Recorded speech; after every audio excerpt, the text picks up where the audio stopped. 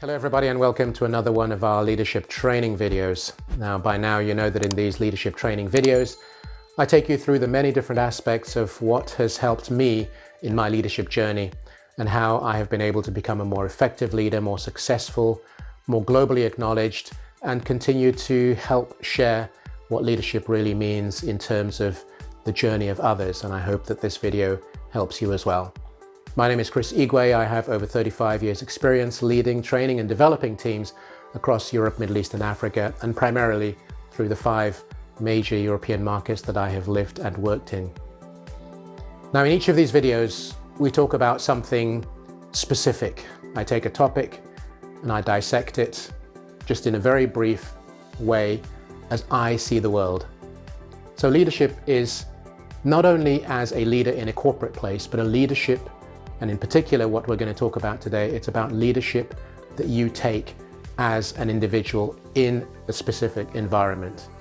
And what we're going to talk about is the dreaded Zoom calls.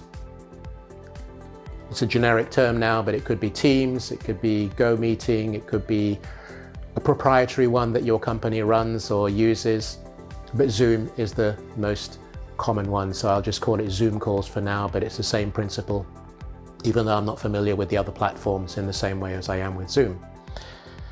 Now, if you're like me, over the last couple of years, I have had a gazillion Zoom calls.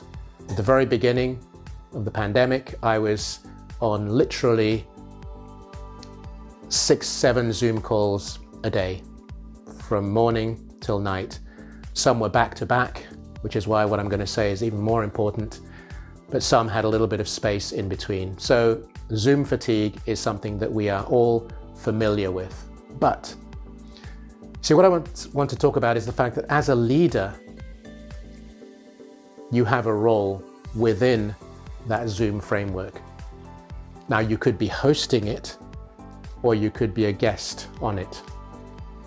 Let's start out with being the host. Although quite frankly, it doesn't matter.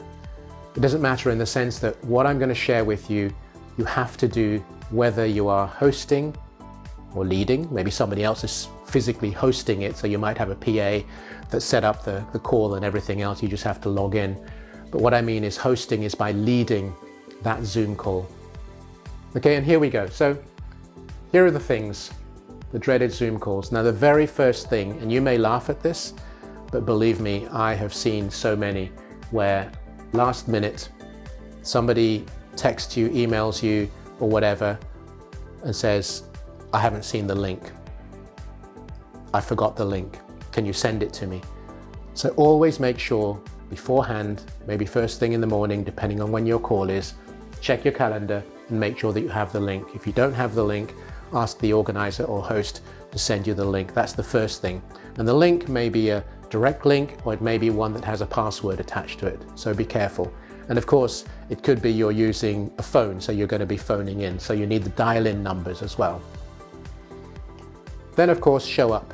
What I mean by show up, that means have all your body, mind, soul, energetically be in that place. Don't be flustered. Don't be trying to do 5 or 10 or 20 different things at the same time. Show up and be present.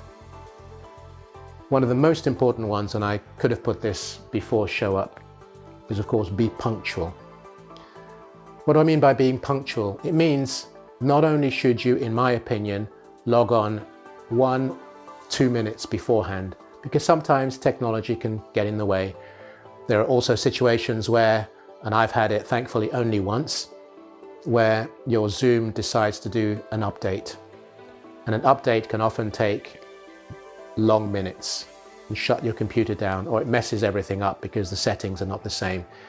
Now that's only happened to me once, thankfully, and it wasn't too long, and maybe you want to go to plan B, which is if instead of using your laptop or whatever, you use your mobile phone or vice versa.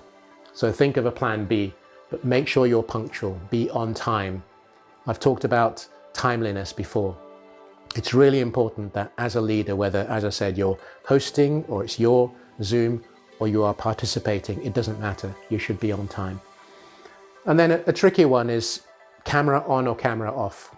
Many debates around this.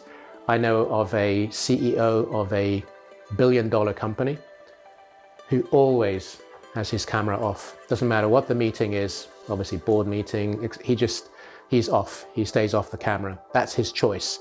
But he's a great leader as well. I have a lot of respect for him. I've had the chance to interact with him on different occasions. But then there are those who, so that's when, of course, he's in a meeting. So he's not hosting it specifically, but he's in a meeting. And then there are those who keep their camera on. Keeping your camera on is a choice. If you do keep your camera on, I suggest that obviously you make sure, I'm not bothered about background and everything else, that's entirely up to you, and Zoom has various functions and functionalities to give you images behind, or you create your own images. But the point about being camera on is make sure the camera is at the right height, clearly, in order to capture you in full form. So camera on or off. If you have camera off, I would suggest that ideally you have a photo of yourself. So it's not just a blank screen or blank screen with your name on it, because that kind of glares and it's rather irritating, I have to say.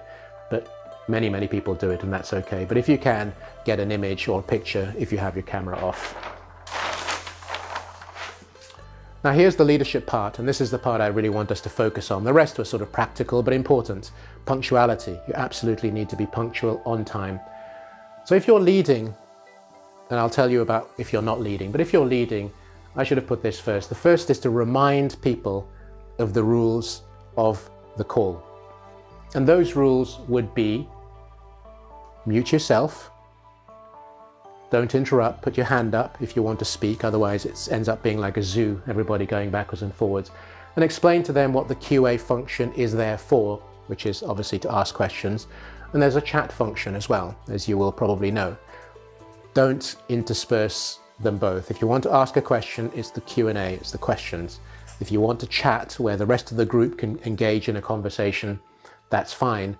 But if you chat, you just need to make sure you're not distracting others. So that's really important. I find it highly irritating when people are chatting and you're listening to a presentation that is being led. But remind people of what the rules are of being there, how you expect them to behave. Make sure that they mute themselves, because that's really important. Sometimes they unmute themselves, sometimes by error, and that they shouldn't interrupt. Now here's the other part. Time is precious.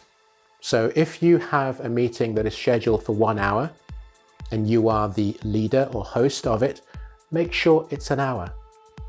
People's time are valuable. Like I said at the beginning, there's maybe back-to-back meetings. So people want to jump off at least 2 minutes, 1 minute before to get onto another Zoom call, if unfortunately they've had that situation. So respect people's times. Make sure that, like in any meeting, any call, any event, if it's 1 hour, it's 1 hour. If it's 2 hours, it's 2 hours, but don't go over. So time is precious, time is valuable.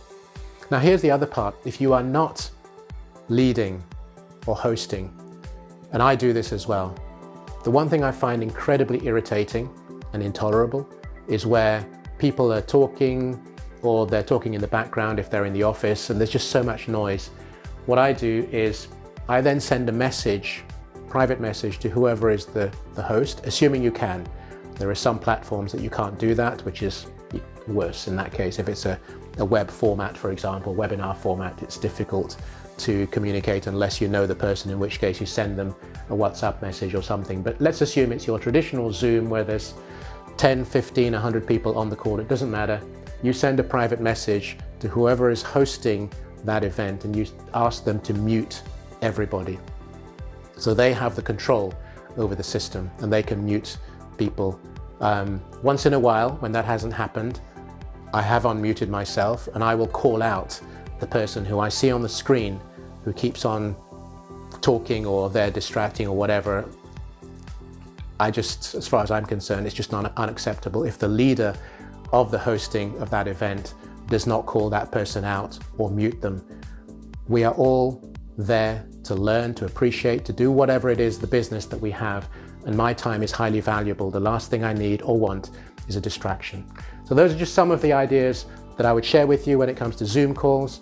Own the Zoom call, manage it, run with it, control it. If you're not the leader, it's okay. Still think like a leader.